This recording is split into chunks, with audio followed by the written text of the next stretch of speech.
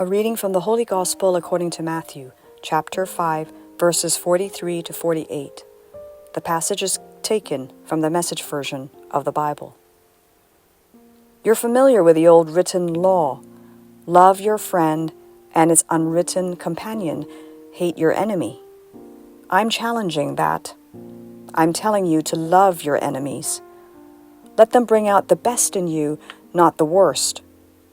When someone gives you a hard time, respond with the supple moves of prayer, for then you are working out of your true selves, your God-created selves.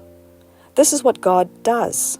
He gives His best, the sun to warm and the rain to nourish, to everyone, regardless the good and the bad, the nice and the nasty. If all you do is love the lovable, do you expect a bonus? Anyone can do that. If you simply say hello to those who greet you, do you expect a medal? Any run-of-the-mill sinner does that. In a word, what I'm saying is, grow up. You're kingdom subjects. Now live like it. Live out your God-created identity. Live generously and graciously towards others, the way God lives toward you. The Gospel of the Lord. Good morning. I am Father Joseph Matthew, and this is Coffee with God. Let us now listen to a short reflection on the Holy Gospel according to St. Matthew, chapter 5, verses 43 to 48. Love your enemies. The Christian call to perfection. In today's Gospel, Jesus challenges us, love your enemies. This isn't just about loving those who love us. It is about embracing a supernatural love that involves prayer, forgiveness, and letting go of the past hurts. Philosopher Schopenhauer argued that suffering comes from our insatiable desires, which often lead to harm. As Christians, our desires should be for eternal life instead of fleeting worldly desires. Loving our enemies is difficult, but it is a process we must commit to each day.